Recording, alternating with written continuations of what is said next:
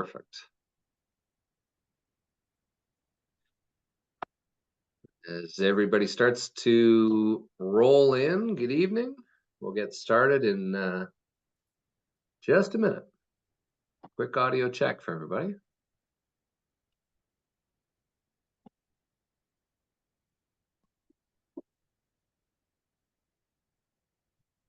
Got some great funny stories, Ben, from all of these through the good old COVID days. Well, I'm sure you do.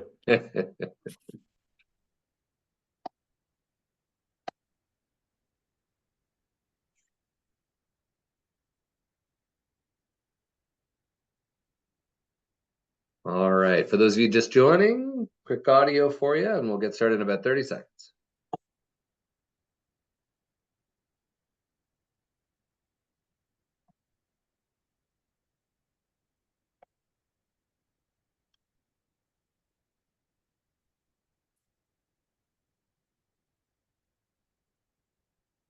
Neat preview of some of those demographics we'll touch on. For those of you just joining, feel free to throw in the chat where you're coming from. And also, Ben was just asking about some of the demographic reports and components about the data to help frame some of the negotiations. If you're curious about your building or a building in your area or town, city, etc., feel free to throw that into the chat or Q&A. We'll keep the Q&A open and again, help to cover some of these questions as we come along, if they're on topic. If not, we'll have a nice little section for Ben and I on the exit. Yeah. All right. Awesome. Perfect. Great to see some friendly faces. Well, first of all, Ben, thanks so much for joining us. Thanks so much for joining our Sinclair webinar series, and we really appreciate you being on and sharing all the wild and crazy things you're seeing across Alberta and the rest of the country. Thanks for having me. I appreciate it. And thank you for not making me travel or go outside for this. It's really nice to be sitting in a warm house. I don't know where everyone's coming from, but it is very cold outside. I see a Saskatchewan. You're probably experiencing the same thing right now. So thank you for that, Eric. Yes. Yeah, it was the coldest day in Toronto today. But I'm born and raised in Ottawa, right? So you know what? Don't throw any tomatoes at me. But you know what? It's the national capitals across North America.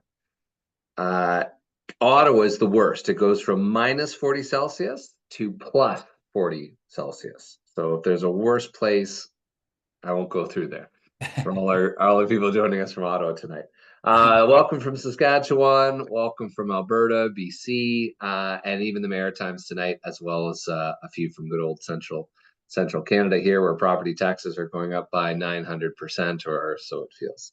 All right, let's jump in. So first of all, thank you so much for joining us, guys. This is a great opportunity to help demystify the whole concept of some of those unnegotiables. And we just finished a great 2-day national kickoff here at Cirrus Consulting Group, celebrating our 30th year.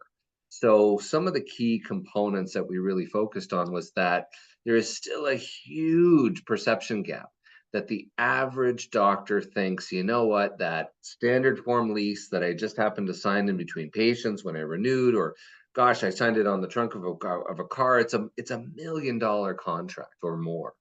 And every single day, landlords are negotiating terms and rents and financial components, etc. So what we wanted to do today, again, part empowerment, part demystifying, and part data-driven, to really show how we support and how over 30 years in business, Cirrus has helped dentists, negotiate or renegotiate their office lease agreements. So perfect. So on that note, we're going to customize a bunch of content. We're going to cover some Q's and Q&A, and we go and keep it interactive, keep it fun, a live webinar these days, and want to make sure that we've got a good sense of customization. So we did a couple of intro questions. So give us a little sense. Do you own or do you lease your space today? Right? What best describes your current situation? You should be able to see. right? Are you planning to open or relocate? Are you planning to acquire? Are you planning to transition, right? Are you planning to hunker tight and renegotiate the lease, right? Or maybe perhaps none of the above. Also, from that perspective, the current lease leverage will really be focusing on this evening, right? How do you leverage your leverage? And if there's one big takeaway for tonight, if you feel you're on a teeter-totter with your landlord and your feet are dangling up in the air and the landlord's sitting there with all of the leverage, trust me, these days, more often than not, the landlord needs you more than you need them. Right? It is a very unusual time that we're going through, right? High rates, high inflations, etc. A lot of these banks now are trying to hedge a lot of risks. And what they're doing is they're going back to, landlords throughout the country and they're relooking at rent rolls and cash flows, etc. And if they're reassessing buildings, as some of these mortgages are coming up, no different, Ben, than any of your residential mortgage, right? Where some landlords are getting hit with massive amounts of increases and unfortunately getting squeezed as we look through. So part of it is, we're so deep into our practice and what we have today that it becomes, it's nice to think about it from the landlord side. And quite frankly, how you are the best tenant on the planet. And I'm going to stay to that till the day I die. You've got some of the highest build-out costs per square foot. Build-outs now, Ben, throughout Edmonton and Alberta, what's your average these days, would you say? I mean, average size, you're looking at 1.2 to start up a small practice, 3 ops. That's 3 ops plumbed for 5. It is going up. Equipment's going up, leaseholds are going up, design costs are going up. It has not come down. Constantly increasing. So it's a big bill. So that's great. And I see a few raising hands, etc. If you've got some questions, you can throw them in the chat or the Q&A and we'll cover them as we go. Dr. Z, and yeah, look, so doctors, look, you are the best tenants on the planet. You got the highest build-out costs. You've got the lowest default rates. 0.5% is the default rate of a dentist that won't be there after 10 years. Ben, take a guess at what a restaurant is at the end of 10 years that the restaurant is not there. I'll put you on the spot. This isn't fair because you already told me this, so we got to get one in the chat. We need someone guessing in the chat. All right. Okay, good. I'll pause there. Right. And then in addition to that, while we're throwing out some guesses, again, default rate for a restaurant at the end of the 10-year period, right? Likelihood of a dentist is less than 5%. How high do you think that is for a restaurant? In addition to that, right, you've got your COVID proof, you can't work from home. You bring in high quality foot traffic, and on average, the dental clinic is in the same location for 26 and a half years. So put all these things in together, it's a perfect storm for you. So for the 60%. We got a 60%. 60% is a guess, okay? Yeah. And even in Regina, Saskatchewan, it is higher than that. National average is pre-COVID over 91%, right around 92 is the hey, there you go. There we go. Tom, thank you, bang on, right? But 92%, the likelihood that the restaurant isn't going to be there. So take a second, take a step back. You're the asset manager, you're the leasing manager, you're the mom and pop landlord that owns the strip mall, etc. Right? Imagine that. Now you're suddenly straddled with this. You've got to make the increased mortgage payments. You've got some locked in, right, tenants. What landlords are doing these days across the country, they're doing one of two things. One is they're saying, gosh, what can I do to hold on to my best tenants? And guess who are the ones that paid their rent every single month, right? It was the dentist, right? Physicians, vets, but especially the dentist, because that was such a big part of it. So they're trying to hold on to them, or they're saying, look, I need a 35% rent increase because I've got to, cover my mortgage and my costs because everything else has gone up. So that really helps to frame today. Yeah, Ben, you're saying? So Eric, in terms of, you might think you don't have the leverage, but maybe you have a little more than you expect. What is the sweet spot when you think the landlord might be starting to get some leverage? When do you start to renegotiate if you are nearing the end of your lease?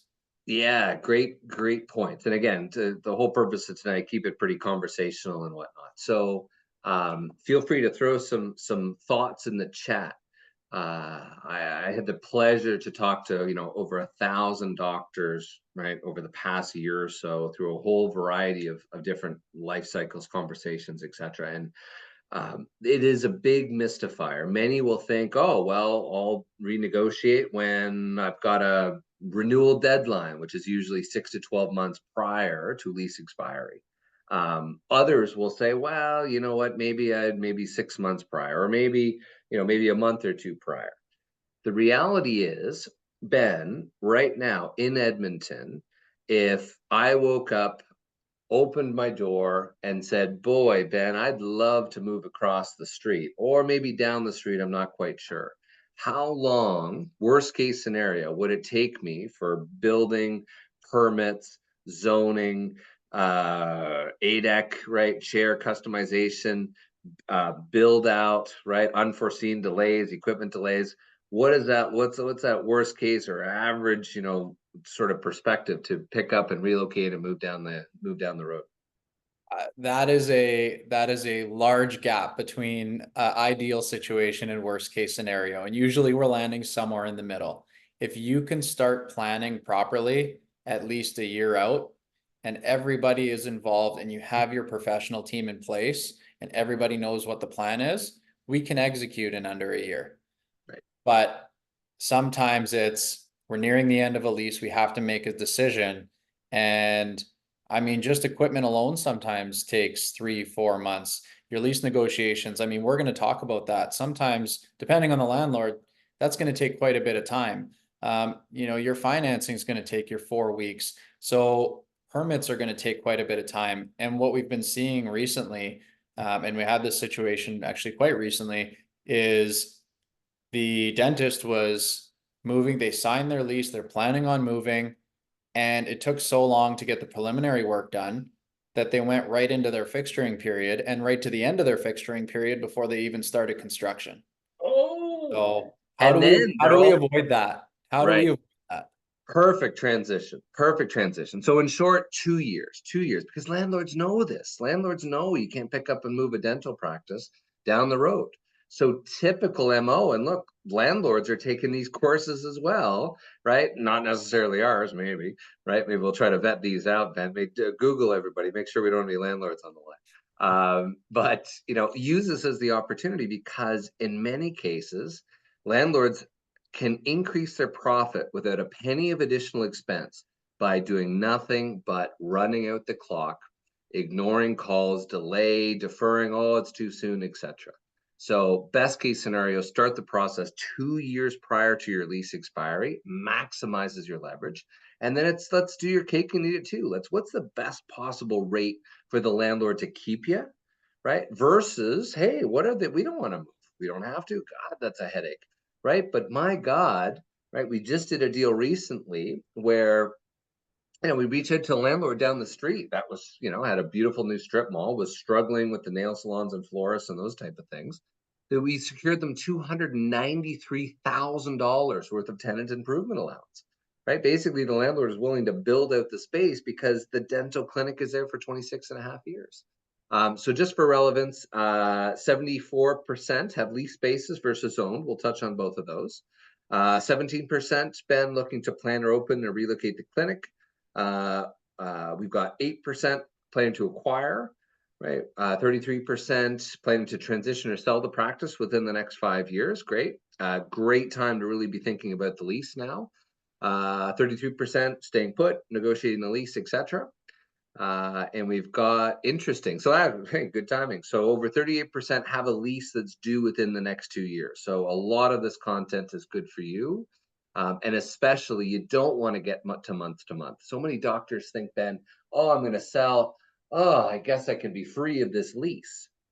The number one reason why a practice sale dies at the 11th hour these days across the country is because of the stupid lease. The banks now will not issue now banks will do a 12-year amortization period, a payback schedule, specifically for the buyer. They'll go to 12 years now because of how high practice prices are, right? So right now, for all of you thinking of selling, and especially with a shorter term lease in place, It is an amazing time to negotiate a new 10-year term, add 2 5-year transferable options, because your buyer needs that. Without demolitions, without relocations, they need the continuity and predictability of cash flow. So that's a key piece. And that's again very, very key and helpful for it. So thank you for all the poll results. And we'll dig through some of those as well. Ben, any quick follow-ups to those? I think that, it's something that I definitely wanted to bring up, and I'm glad it came up through the poll. But how to prepare as a seller and what to look for as a buyer, because it's something that, I mean, we deal with all the time on our end, and we'll talk a little bit about what we do and why this is a really, really important partnership for both of us. But we deal with that all the time. And when you're looking for a practice to buy, and we're helping the dentist find that practice, and we're reviewing valuations all the time, including recently, do we see the lease is up in 2 years, the lease is up in 1 year, the lease is month to month. So I think it's a really, really important topic to cover. Perfect. And we'll dig into that, right? So we've got the basics of the negotiations. We got a couple of tips and tricks. 30 years in the business, we've got some great best practices here. And yeah, look at going. Dr. W, by the way, I think you've taken the course before because you're getting all the answers right. So see if we can get these three. So 3 key numbers, guys: 85, 54, and 80. Right? So take a guess at what these represent. The first is, just to really get everybody's attention, 85% of dentists today across the country have a lease that can prevent them from selling their practice. This is in the assignment and subletting provision within the lease that can dictate if the landlord will allow you to transfer the lease, if they can deny you from selling the lease, or they can even terminate the lease just for asking to sell the clinic.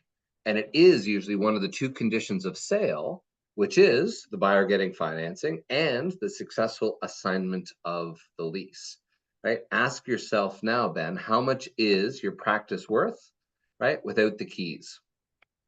Yeah. So that's number 1. Number 2, and I see a good question, Dr. Z, about the demo. We're going to get to that.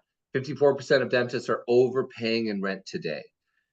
It is all too often that, again, the great landlord, the best marketing ploy in the world was this price per square foot, right? Imagine, Ben, to say, hey, you know what, Dr. Smith, fantastic. Thanks for, being a tenant. And hey, we're only $24 per square foot, right? Versus $24 per square foot multiplied by 3,000 square feet with a 4% annual increase over a 10-year term.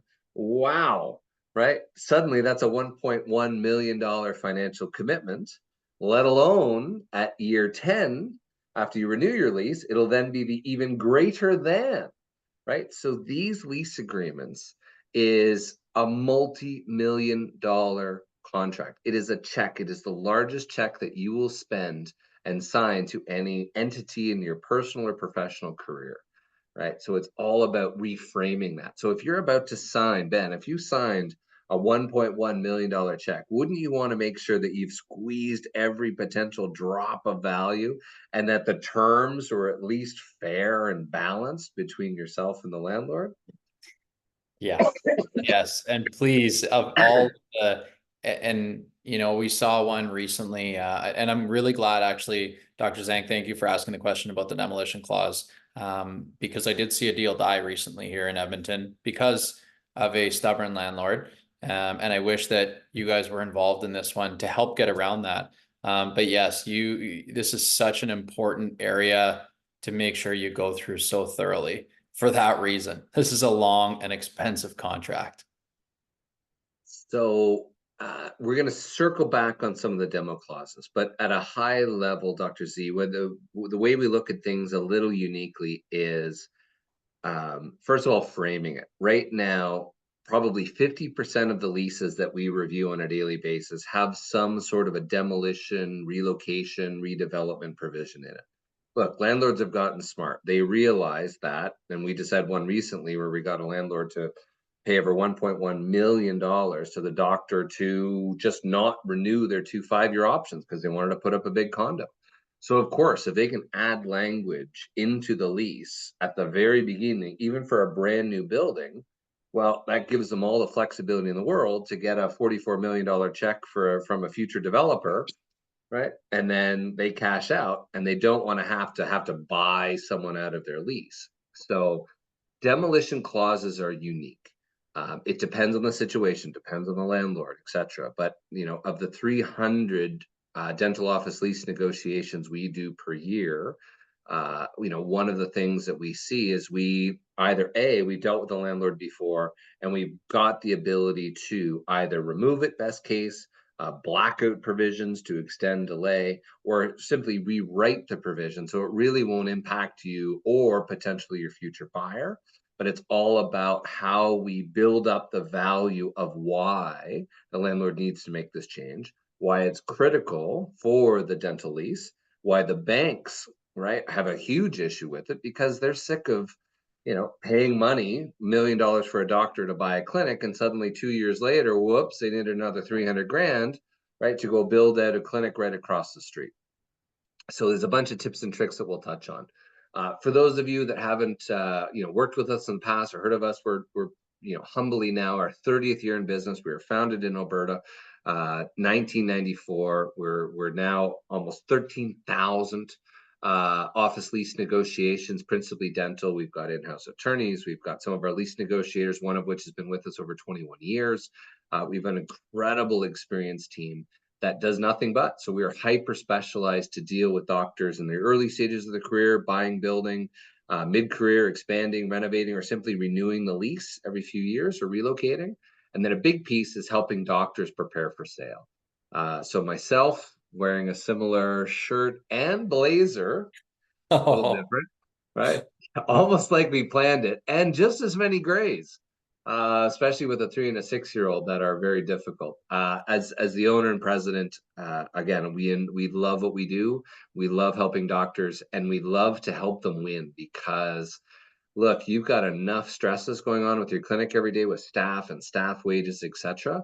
Why wouldn't you want to, again, have a fair lease? And trust me, those other tenants, all those other big box stores and small franchises, they're negotiating those leases in your, in that perspective. Ben, from that perspective, high level intro, and then I'll pass it to you for some of those key components. But Ben, fantastic partner, a true excellent resource in the dental space that cares, right? The screen doesn't care if you're ordering through, right, whatever.com. The screen doesn't care about your profitability. Ben's key piece as one of the key leaders for Sinclair nationally, and leading the Edmonton office. This is a huge component of being able to help support the clients, be a huge advocate for the clients, and to focus on so much more than just right what typically is thought of where Sinclair can help. So we're honored for the partnership to work very closely with Ben and his team and the national team across the board. And Ben, thanks again for joining us and sharing some recent case studies and examples. And I'll share it. I'll pass the mic to you to go through sort of your thoughts and some key things, some other things to touch on for this evening. yeah, I will. I will start by saying that as the president, Eric, I think you should have more than one shirt. That picture was too good. I, I've been I think it is a little different, but yeah. I've been razzed for that before, so I didn't wear my pink jacket tonight. Thank you. Thank you. So yeah, I think I really appreciate you, having me on. We've had this partnership for some time now, and I do think that it's really important for everybody to understand what we do and why this is such an important partnership. And I don't think everybody realizes the extent that we go for our clients. Sinclair is not just a dental supply company. What we do at Sinclair is we work from day one, the dental students. We're very, very involved with the dental students across the country. And coming out of school, we're able to help place them in really good associateships, help our clients staff their practices with good associates, help those students find really good placements in really good offices. And we help with staffing with the hygienists. We help with the assistants. We work with kind of everybody in the dental office. From there, when the dentist is ready to do any kind of project, we're really, really involved. We're really involved with, from day one, helping to plan, helping to put the professional team together. We're talking accountants, we're talking lawyers, lease negotiators, we're talking designers, contractors, insurance, whoever that may be. We keep a very, very close network of dental people. Dental is very specific, very specific. And if there's one piece of advice I can help relay is work with dental people, people that understand your business, because there's a lot of good contractors, there's a lot of good accountants, there's a lot of good, good professionals, but they don't necessarily fully understand the dental business, and they may be doing you a disservice if you're not working with someone that truly understands your business. So if there's one of a few things I can relay, that is so important. From there, I think that's a really important key point, showing why this partnership is really important, and why we have this partnership is we want to help lay the foundation for you to start a successful career. And the lease, as Eric said, is the most important contract you're going to sign. It's a huge contract. It's a long contract. It's a contract that you're going to be in for 10, 15, 20 plus years. We want to make sure that you are set up for success, because we want to grow with you. We want to be a true partner in that business. And if we can help you lay the groundwork and the foundation, help you with your business planning, help you secure your financing, and then help you, support you in securing your lease by bringing the right people to the table, then you have a successful start. And from there on, we can help with the clinical growth. We can help put the right people in place for the marketing. We want to grow with you. We want this to be a long-term partnership. And with a company like Cirrus, I mean, this is so important to get you started on the right foot. Too many times, and we'll talk about it, we've seen horror stories, and we want you to avoid having to be another horror story. We want to make sure you're set up for success. So I think it was really important for me to relay why we are a really good partner, why Cirrus is such an important partner, and what we do. It's not just the supplies. Perfect lead in, and that's a great piece. What I was just sharing as people were joining this evening was Ben had asked me some questions specifically about the data, right? And one of the first big takeaways are the data, understanding what the local market rates are, what rental rates, vacancies, some of the comp reports, as we refer to them as, right? How do you know if you're paying fair market rent or not? So one of the pieces is, we pay for this incredibly expensive software, but it gives us access to all of the leases and other properties in the area, market conditions, etc. So this is a great new development in Ben's backyard here that can show us, right? If you were to leave, doctor, it's 11.2 months that it would take for the landlord to get someone else in there, right? That's even worse year over year, right? They've leased out in this particular, submarket now. Looking at the Edmonton submarket, right? It's down 20% year over year. So as a leverage perspective, it gives a lot more comparisons. And then back to the data is, look, this is, what's your growth? What's your marketing plan?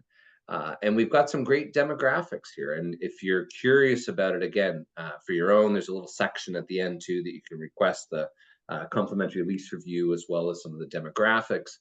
But look, this is a key piece that, as we see, right, incredible growth. So part of this is, how do we help to leverage the data, leverage your leverage in negotiating all the base rents, annual increases, etc.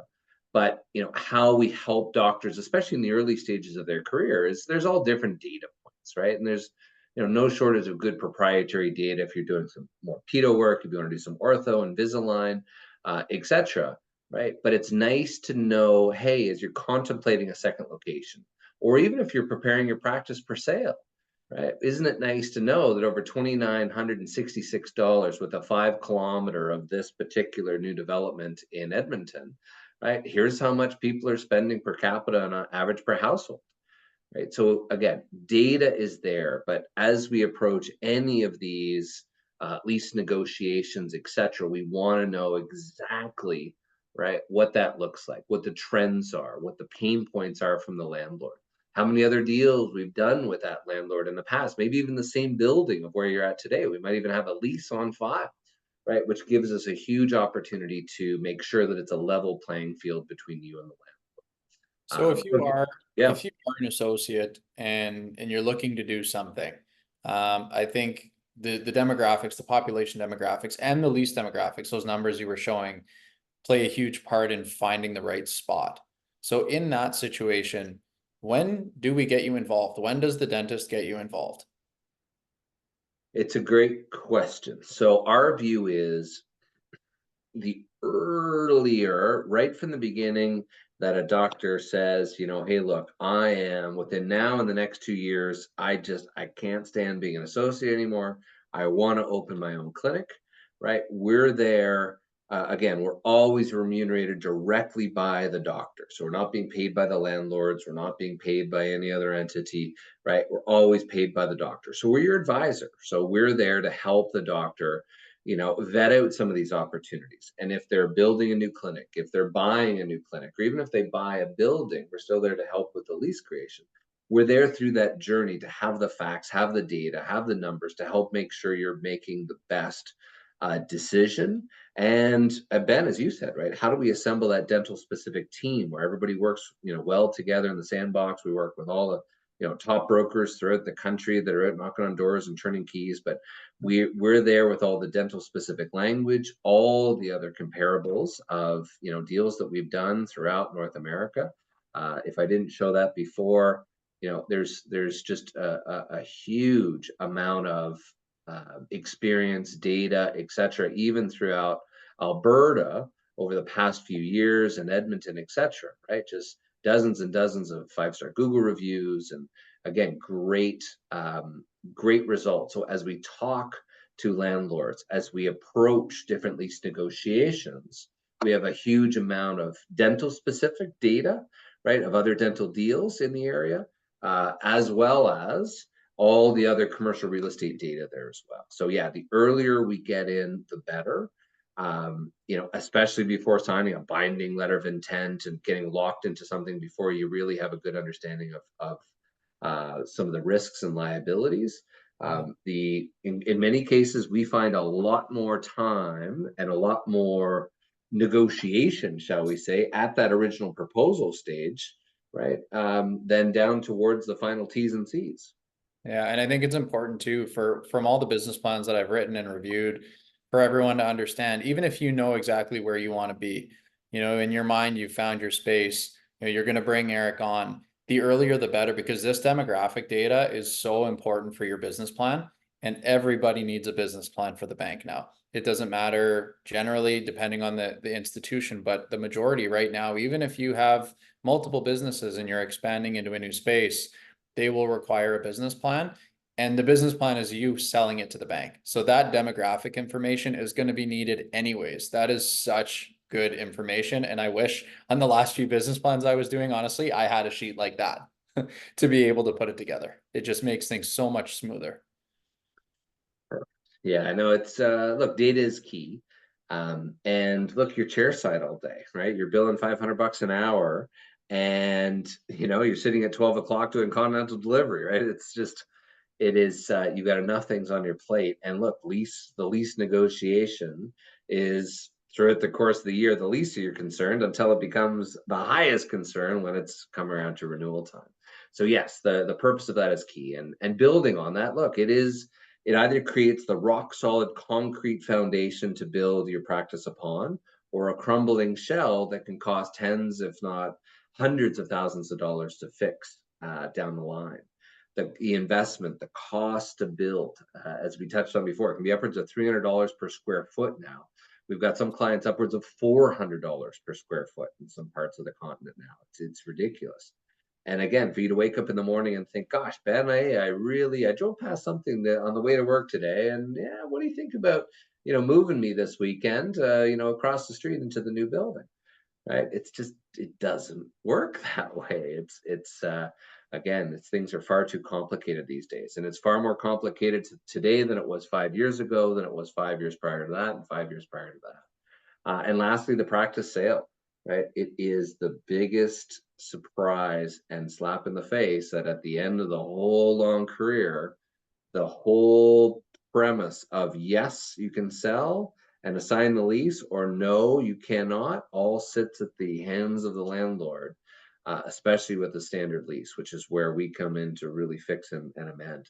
But speaking of the first and the second one, Ben, you were talking about earlier, some pretty big issues, even at the slab, and significant costs, and ambiguity between tenant, landlord, etc. Any perspectives there, or recent things you've seen with clients that could have been solved through the lease negotiation? Yeah, there are actually two that come to mind. You mentioned the slab. This is a situation where the lease was signed, everybody was ready to go. They were ready to start demo. And when they went in to start the demo to build out the space, they noticed that the slab, and this was, I believe it was 35 or 3,700 square foot office space on the main floor, or retail space on the main floor, was so angled. I believe it was way more of a slope than they had expected. They missed it somehow, and then it was a 2 or 3 month battle on who was going to pay for it, and it was a $50,000 to $70,000 hit. Another one is the HVAC system. We had a situation where a renewal took place, and then we realized once we got into the building phase, to renovate this practice after the renewal happened, that the HVAC wasn't up to code. And this was an office tower.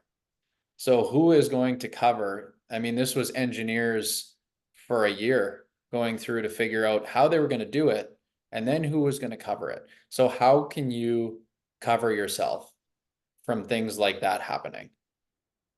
I'll build on that. I mean, we were referred to a client north of our office here in Toronto. And, it was a doctor that was nervous about the renewal, and gosh, I don't want to upset the apple cart, etc., but knew there was going to be almost $15,000 to replace two large HVAC systems. Per the original lease, which he did have some help with, but unfortunately there wasn't any focus about, it still was the tenant's requirements to replace and maintain, etc. Anyways, doctor hired us. We negotiated a net new 10-year term plus 2 5-year options for him. No demos, no reloads, etc. And again, now we pulled up our software. We looked at the entire financial commitment to the landlord. We said, look, we'll commit to a longer term, but here's what we want, right? Removal of personal guarantees, continuing liabilities post-sale, no requirement to return it to pre-dental condition, right? All these sort of, ugly things that wasn't in the lease. But more importantly, on the HVAC, we got him $15,000 of tenant improvement allowance from the landlord, which covered the entire cost for the new HVAC systems. It was tickled pink. Right? So everything is unique. But again, if you didn't leverage what the landlord wants, and the landlord, God bless them, and they're for-profit businesses, etc. Not a bad thing. It's a capitalistic system we live on, right? But ultimately, their view of you is nothing more than a dollar sign on your forehead, right? It is term and rent, right? Dictates that behavior and what makes sense. And the old almighty dollar becomes key. So again, what can it do for you? It should be fair and affordable rents. Base rent. There's 7 main financial variables, how we always pay for ourselves. Base rent, annual increases, common area maintenance, fixturing, free rent, tenant improvement allowance, landlord work, right? Are just 7 of the main financial variables. And any one of them can have massive financial benefit for you and or savings. So understanding those, understanding how they can be negotiated, where they can be negotiated, is part of what we do. And again, there'll be a section towards the end for that review and or demographics there, because I know I saw some questions come through. In addition to that, long-term stability and security is key. Minimizing risk and exposure, maximizing your flexibility. If there's one big takeaway for those of you taking notes, a dental specific death and disability clause is something that, while not all landlords agree to, is a huge insurance policy that basically doesn't cost you a penny. What do I mean by that? So almost every single lease hidden in Article 76, subsection 2, it states that this lease is binding to your successors and heirs, right? And if you've signed, I won't ask for a show of hands or a poll, but if you've signed in your corporation or the landlord's actually asked for a personal guarantee, you've now given the landlord multiple hooks into you. And there was a devastating example of a doctor well north of our office that had built out a beautiful 6 operatory practice, and 3 weeks prior to the grand opening had died of a massive heart attack. 43 years of age, fully built out clinic, no doctor, no patients. Ben, how much is that practice worth? Unfortunately, zero, right? And again, put yourselves as the potential buyer, etc. So what happened was, unfortunately, right, the bank obviously had a life insurance and was able to recapture the loan, but the landlord then went back to the spouse and said, unfortunately, Mrs. Smith, you're now responsible for roughly $9,000 a month, increasing at 4% per year for the remaining 9.5 years on the lease. So it took years for us to, because every doctor in the area knew the situation, we're offering pennies on the dollar, but to help that spouse assign the lease, and still there is still guarantees that that estate is still on the hook. So looking differently at it, right? The reason why we're here, the reason why we're screaming from the rooftops, because if that doctor had gotten some professional help, we would have added in a dental specific death and disability clause. We started with it 30 years ago, which basically is a termination right? You're the sole breadwinner. If you slice your finger getting into the car tomorrow morning, right? Or my godfather doing a divot, right? And no longer could hold up his elbow with the proper angle of attack and had to sell the clinic, right? It was all about the fact that, again, had there been a little clause, right, a little get out of jail free card type of thing, right, that could have given the spouse a 2-month or a 3-month termination right and just walked away. Instead, right, she had to, on top of everything else and the untimely death of her husband and looking after the child and everything else, it's just, now also had to deal with the lease. So again, as we stress, these are the types of things that you want to be able to A, be aware of, and B, how much does it cost the landlord to add in those sort of provisions? Similarly, nothing, right? So again, can be potentially hundreds of thousands of dollars of help, benefit, insurance, whatever you want to call it, right? And again, it's there because it's hugely important to you and beyond. We touched on this as well for some of the same main financial variables, and the clauses. We're going to get into some practical examples for the last few minutes, and then also good news, right, Ben? We're going to go through. We're going to spend now 30 minutes for each of these clauses, and you and I, we're going to be up all night. And we're going to go through all of these together. It's going to be fantastic. Little kidding aside. Demolitions, relocations. We keep getting those, and I said we'd come back to that, Ben. What are you seeing? What questions are you getting, especially to the 32% of doctors on here that are looking to transition within the next few years? What are you seeing? What are some challenges you're seeing for doctors planning for those transitions, especially around the lease and demos, etc.? No, I think it's in my situation, and I had somebody recently, they were trying to get out of their space and they needed to move. The lease was coming up. They had a great spot lined up, and the landlord would not budge on the demo clause. And this had previously affected her in a clinic she was at previously. And this dentist just, they could not come to an agreement. And it was a great space. It was a perfect space. It was right on the timeline, and it really put us behind in trying to get that dentist out of there. So I'm seeing now, as people become aware of it, it's killing deals.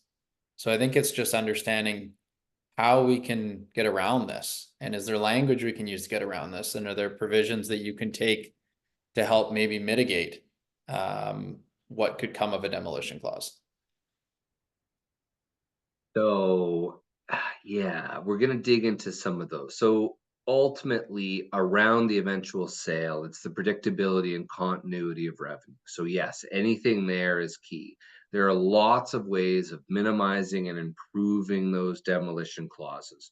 First of all, look, what's the likelihood that they are going to bulldoze this thing within the next X amount of years, or at least the initial term, or maybe renewal periods, right? How do we make sure we've protected it for you for as long as possible, right? How do we make sure that it's not just the landlord that wakes up and says, you know what, Ben, I'm thinking of redeveloping and you're out, right? How do we make sure that, zoning's approved and it's received all the committee and community approvals? And basically, the day before the wrecking ball comes is the day that they can terminate the lease. There's 101 ways to skin the cat. But obviously, as it stands, the landlord in the lease is so landlord friendly, right? The whole premise behind tonight is explaining to you that dentists every day are able to help to at least, right, equate that balance. Couple follow-ups that came through. The screenshot before. So Dr. F, here's the example for you, and just some. Now, again, these are just 7 of some of the financial variables.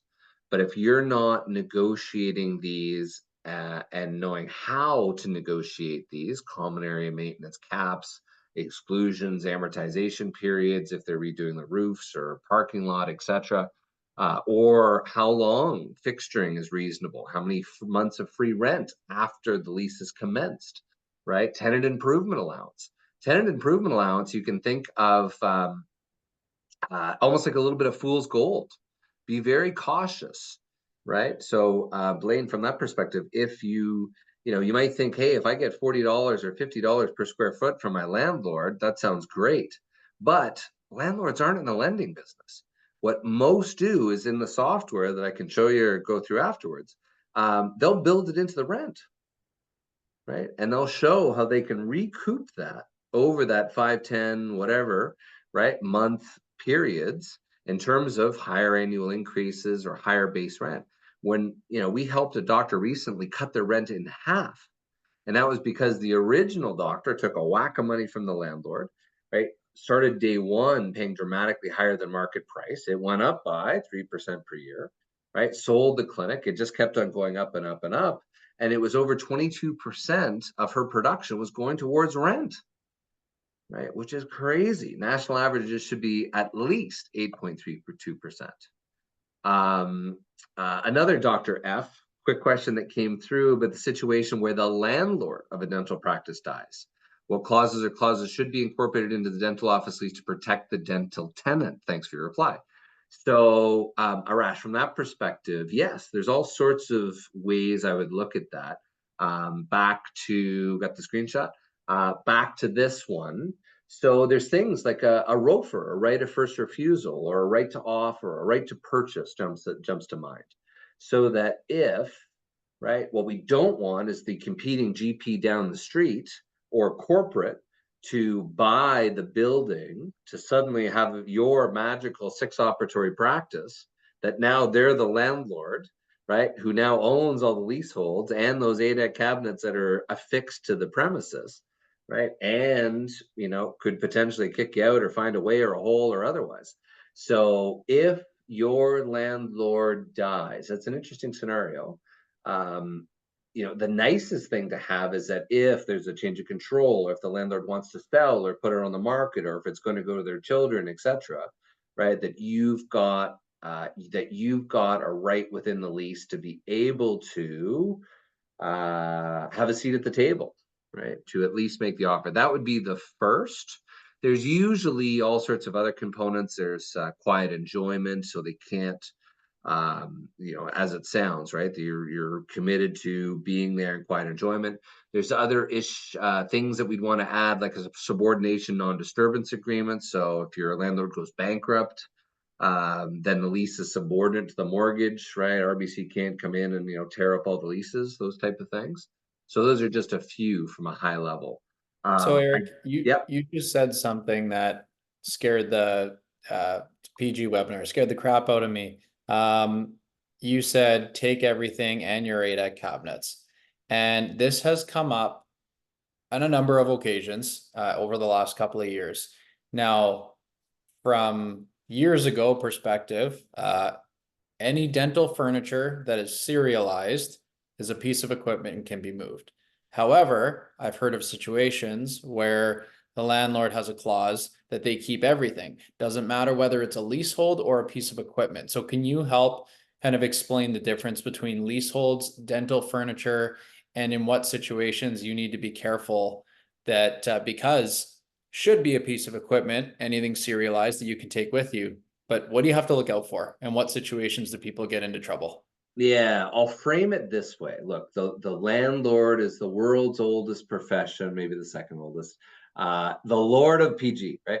The Lord of the land, right? They are the Lord of the land. And over the last millennia, someone's owned the building, right? And they've rented it out and they've created real estate law that moves incredibly fast, to, again, to the benefit of the landlord and building owner, all sorts of controls and abilities, etc. Because again, it's their building. If they want the doctor to walk in with a purple hat and hop in on one leg, right? Hypothetically, that can be put into the lease as a condition. So it's always a great question with the cabinetry, etc. Funny enough, we talked about it today with Richard and one of the contractors. Bottom line is landlords write leases to be as confusing, vague, or silent on many components. And then, of course, it gets into the gray zone. So yes, it's an argument that can be had to say, hey, look, it's serialized. Yes, it's a fixed, but right, we've seen landlords look at the dental light for Pete's sakes and saying, well, no, that's affixed to my premises, and per Article 76 of your lease, here it is. Right? Yes. It's serialized. It's not just an IKEA cabinet that's bolted to the wall. This is a piece of dental equipment, and obviously $10,000 to $20,000 for that nice ADEC cabinetry is key. But yes, we've seen landlords walk around with a clipboard at the end when the doctor's thinking of relocating and say, "Nope, that's mine. Nope, that's mine. That's no mine. Nope, that's mine as well." Right? And now suddenly, well, it wasn't quite clear within the lease, or it's a little gray zone, etc. So ultimately, the more we can do to add some clarity, specificity, etc., so that there's no ambiguity, because you're right, the last thing you want is you or your buyer to suddenly getting into a pissing match, because in many cases the landlords write it so they can have their cake and eat it too. Either A, they require you to keep everything the way it is, right? And all the leaseholds, right, there, and anything that's affixed to the premises. Or they say, Ben, you know what? Whatever it looked like in 1986 when this lease was written, you now, exiting doctor, are paying $25 per square foot to remove all of those leaseholds, right? Is that including all the walls? Is that including the plumbing? Is that including all the electrical work that was done? Right? That can be an absolute nightmare. And yeah, we had a deal the other day outside of Hamilton, and it was the doctor ended up close to 12 grand on the exit, just because the landlord said, no, right, per Article 76, we want you to return it to pre-dental condition. Ironically, it was a dentist that moved back in there, for Pete's sakes. Right? So it's these types of things that are key. Just as we wrap, one practical example we mentioned on the sales side. Hopefully you guys had a chance to read this. This is in 75% of leases. So just some of the red flags in the essence of time are key. So first of all, you cannot sell your practice without receiving the consent of the landlord. Number one. Let me see if I can find a better one here.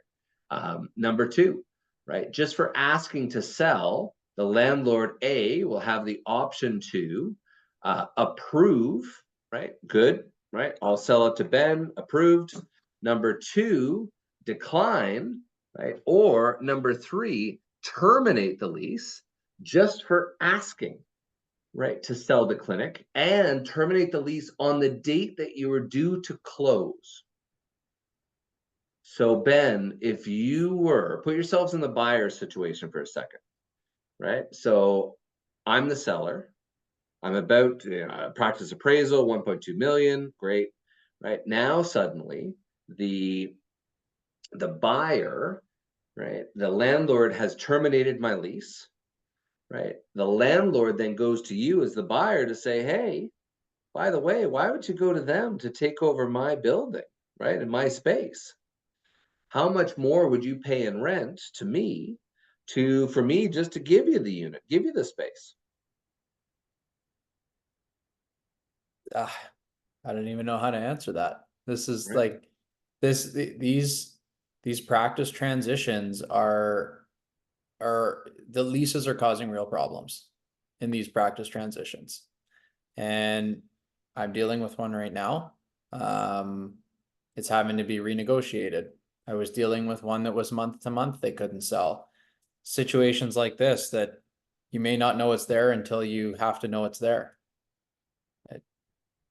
It's way too much control, but again, the landlords look at it as it's my building, right? Why should you sell my building, my foot traffic for $2 million when without my keys, it's worth what? Your charts, right? Depreciated equipment, right? So again, a key piece here. Also, in this particular case, the landlord was entitled to a percentage of the practice sale proceeds. And last but not least, at the bottom here, the tenant shall not be released from its obligations under this lease and shall remain liable for any failure of the tenant or its assignees. So in over 95% of leases, this is the continuing liability clause, which most doctors don't have a clue is hidden in their lease. So yes, even after you're to sell your clinic, right? You won't find out until you do sell, and your M&A attorney comes back and says, well, actually, the landlord requires you to be continually liable for the new doctor. And you say, what are you nuts? Ben is going to be the new doctor. I'm not standing behind Ben. No way am I giving a personal guarantee and worrying about Ben paying the rent, right? And and your merger and acquisition attorney will come back and say, well, unfortunately, you've that was in your lease today, and that's a condition of the assignment. And then that delays because, oh, no way, go back and deal with the landlord, right? And then they say, well, there it is in Article 2, subsection 3. So yes, these are just some of the components that we have and we want to be very conscious of. So really from that perspective, it's all about proper preparation, right? How can we help to support, and how do we help to make sure that we've got a good plan? So again, that one little clause, hundreds of thousands of dollars of risk. In addition to that, looking forward, right? The option to renew, in the essence of time, we won't go through that. But again, the landlord, maybe only you have the ability to renew the lease. Maybe your buyer does not, right? Which again is a huge issue when you go to sell. If you miss any of those tiny little requirements in your lease and you're in default, right, the landlord can prevent you from returning your lease or renewing your lease, right? Or they can bump it up dramatically when it comes down to that renewal. So don't just think, oh, I got 20 years on my lease. You don't. You might have a 10-year term and 2 5-year options, but if you don't exercise that lease at least 6 months in advance, this is what can happen. Client sent us this, their landlord was their friend. They missed their option to renew deadline. They had to give written notice within 6 months prior. And it was 3 days later, and he got this lovely letter that basically said, right, you've missed it. I'm going to send my broker by and put right in the front door of the dental office a big 4 lease sign. The doctor just moved in 4.5 years prior. And now the patients, the staff are saying, what the heck? We just moved in, right? Why is there a 4 lease sign? Oh, I forgot to send the renewal notice, right? And look at the bottom. Oh, by the way, if you want to stay, have your people call my people, right? Again, we see it every day, so perhaps I'm a little numb to it, but again, that's why we're here. That's why we want to protect yourselves. Start the process, guys. In summary, start 2 years prior to renewal. Get all the facts, get all the original lease, renewals, amendments, riders, exhibits, right? Get your practice goals in place, right? Really have your lease professionally reviewed. If you've never had it professionally reviewed before, if you haven't had someone give it a secondary opinion, etc. I had a friend, my brother's a lawyer, I had a broker help me, right? Always good to look at it as a different perspective, no different than your wills and estate planning. As your life changes, nice to look at it through a different lens, especially as the world has changed since you might have signed that lease originally.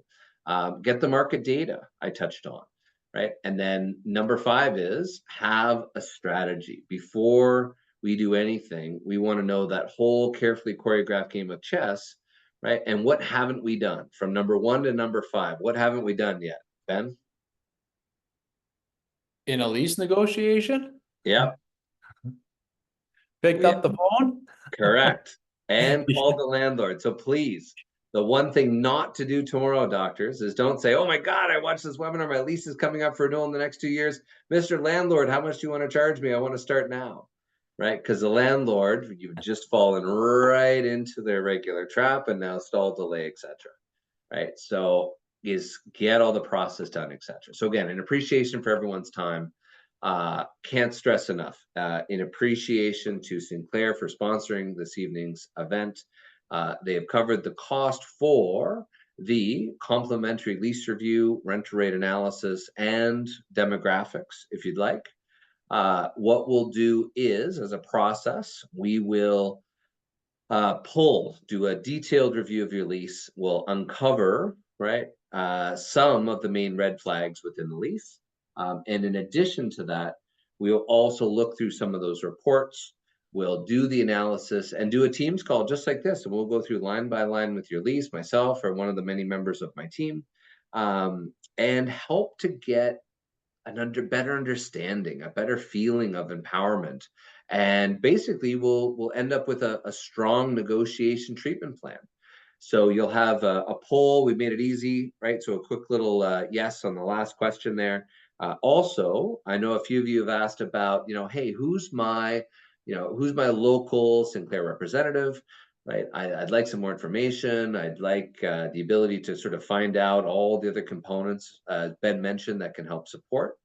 And again, even if you don't have a lease today, maybe your lease isn't coming up in the next 2 years, I would still suggest, we'll mark this, we'll link it to your file of the complimentary review. We waive our regular $2,000 fees to do this because look, it's been a hell of a few years. And, our viewpoint is, again, empowerment. If we can help to take this stress off your shoulders, and just to know, right? Maybe there's nothing we can do if you're 2 years into a 10-year term. Look, we can't, we can't make magic, but we can start with here's where, right, some of the red flags are. So at least we're aware of it. And now we can start to plan accordingly. And yes, for those thinking of selling, typically most brokers, the tier 3s, the Roy Corps, etc., typically advising at least 10 years prior is the best time to structure that long-term lease. Clearing out bad assets, purifications, etc., so you don't get hit with a whack of capital gains tax, right? So those types of things become, really absolutely critical through the process. On that note, we'll open it up to some Q&A. I know we've had some great ones here that we've had as we go through. Again, quick poll, if you don't have it up in front of you, again, do you have a lease in place or versus you own, right? Again, what status are you at within the lease? I see many, again, are within that 2-year window. Again, great perspectives there. A few urgencies. So that's key. We'll certainly prioritize those. We'll follow up with those this evening or first thing tomorrow. My contact details, you can see here, Ben's, you can see here as well. I always keep and usually get at least one phone call after some of these big national or continental wide webinars. That's the direct line, rings the shoe phone and the bat phone, etc. Happy to discuss if it is something urgent. If not, happy to circle back with you in the morning. Yeah, certainly, again, if you're curious about the demographics, rental rates, or haven't had one of the leases professionally reviewed in the past, certainly click yes for there.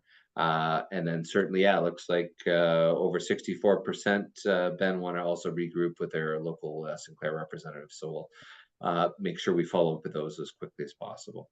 Okay, we got a question for you here. Yeah, please.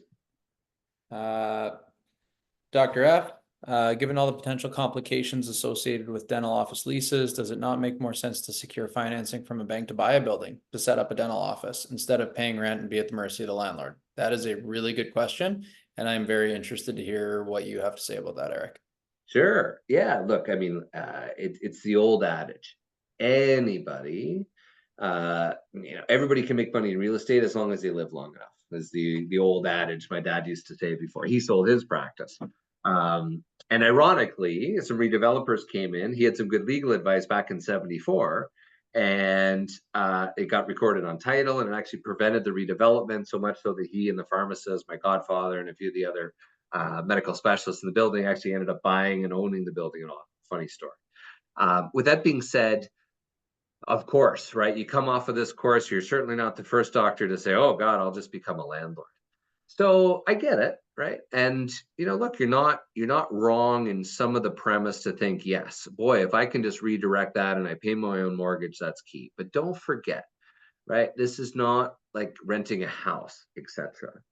First of all, you've got to realize, looking at it again through the eyes of the buyer, how much does it cost? I mean, if you're in a rural area of Medicine Hat, for example, right? Of course, there can be significant advantages to buying the building and owning the building from there.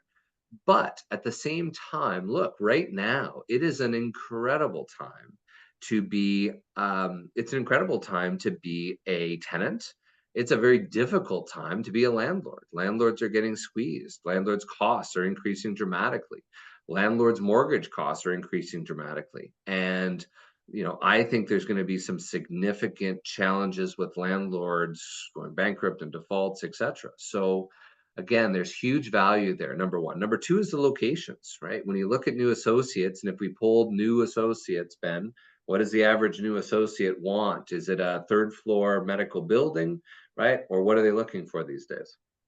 Not a single person in the last, well, I started with Sinclair almost 5.5 years ago, and I have not worked with a single person who was comfortable going anything other than main floor retail. And that's just the reality of it, is it's main floor retail with good visibility. And that is definitely the trend, which is different from where it used to be. And ironically, with all the social media and all the other things there, you'd think that, hey, I could go anywhere on the moon and they'll come to me with the right promotion. But no, the vast, almost every new associate I talk to, Eric, I want ground floor, I want retail, I want end cap, I want lots of signage, I want main drag close by, and I'll pay for it. And I want lots of natural light. That's what the desires are. So if that's what the DSOs are looking for, if that's what the individual practitioners and buyers are looking for, then sure, you can buy a house somewhere that might be 50 years old, Arash, and that could be beneficial. But again, now there's no help, right? There's no phone. That's you. You're now the landlord, which can be another full-time job. So we've seen doctors that suddenly become landlords, and suddenly now the other tenant came in with a plunger and said, "Hey, doc, right, the crapper's full," right? And there you are, mid-surgery, and also the landlord to deal with this stuff. So you got to be prepared to be and ready to be the full-time landlord. You've got to want to, deal. Suddenly, hey, you've got asbestos, you've got a structural issue, you've got whatever. There's no one to help. There's no one to call. That's you. So look, the romance and the ability to purchase can work in many sort of rural areas, etc. But especially if you look at a tier one major urban type market, and even tier two type markets as well. Again, based on the desire of the buyer, right? The and or the DSOs. So let's look at that way, right? Of the DSOs, how many own, right? How many DSOs own buildings, right? That their units are in. Ben, take a guess. Not many, if I were to guess. Very few, especially Okay. some of the big ones, it's zero. And Yeah. many of them are spinning them off. So the question is, okay, look, if all this big private equity and all this, wild money out there is just gobbling up practices, and they're not buying the buildings, or they're trying to sell them if they have them, why? Right? The reality is look, you're part of an exclusive club, Arash, where you now have a DDS or DMD behind your name, and you can open up another clinic or two clinics, etc. the, the smart money. Hey, I don't want to tie up all that extra capital into, buying a, $500,000 or $1.5 million building, right? When potentially I could open a second clinic, and then the value and the multiples of EBITDA and the ability to now have two fully running clinics versus owning one with the piece of the real estate, right? Having two or three, right? Your multiples, your valuations, the long-term value for your exit can be much higher, right, than whatever that marginal increase in the actual property piece might be. So that's, again, another huge component to look at, is just be cautious, right? Um, and in many cases, it just doesn't make sense to buy the building or the real estate, because that's a ton of debt. And many buyers, they don't want both. I don't want to pay $1 million for the practice and buy $1 million building, even if the bank will give the whole loan on it. I mean, you're underwater and you're pot committed. Try to relocate when you've got the full building loan, plus your house mortgage, plus your practice loan, plus your student loan. My God, right? How much debt do you really want to take on? So my typical view is, look, if you can get a landlord that'll kick in some of those financial variables, etc., right, and make sure that you've got the right foot traffic coming and you're building the right practice, etc., and that's what the buyers are going to be looking for in 5, 10, 15, 20 years from now, right? That's key. But look, we have a horse in both races. Even if you bought, we would still be there to create the lease for you to separate those two different entities. So on that note, we've gone a few minutes over. Great questions. Any other final questions before we sign off? Ben, anything else that comes to mind before we close for this evening? Just another thank you for having me on. Thanks everybody for making it on. I know it's late out east. That's where my family is, so I think they're probably all getting into bed here soon. So thanks for coming on. Really appreciate it. Again, I just think it's a really important partnership. Don't look to save money on the review of your lease. There's other places that you can look to cut and you can look to trim if you're doing a big project, but spend the money here because it'll save you in the long run. And use your local Sinclair rep as a support system for anything business related. We're there to support you, just like Eric is there to support you with the lease. So use us as a resource. I think that's just really important to know. And thank you. Yeah, and just to sign off is to say, look, guys, you've been through enough over the past few years. Our goal here is to just say, look, you're not alone in all of this. There's lots of resources that will do all sorts of things without a dollar sign attached, etc. And take advantage of those, because it's great information as we go through. Arash, thank you so much for your thank you and positivity. We're here to help. It's great conversations to have. And look, you ask yourself, how much time are you spending working in your clinic versus on your clinic? And happy to schedule a 1-hour call with you just to talk about sort of life goals, objectives, how it relates to your lease, how it relates to any aspect. And even if you don't have a lease but are contemplating buying, building, expanding, renovating, etc., right, it's a great conversation to jump on, right, with ourselves, right, Ben or your local representative. And it's a great opportunity to take the deep breath now that it's 2024, empowering yourself about being able to negotiate that lease. And hopefully we gave some great tangible tips and tricks. And remember, right, you really do owe it to yourself, right, to your family, to your patients, your staff, etc., to make sure that you've done everything possible to help make sure that, right, every day you drive in, the key works, patients show up, you provide great patient care. And the last thing to worry about is that silly lease agreement. So on that note, Ben, thank you so much for being involved with this first one under your belt, and look forward to many more. Awesome. Thank you. Appreciate Thanks, it. guys. Have a good night.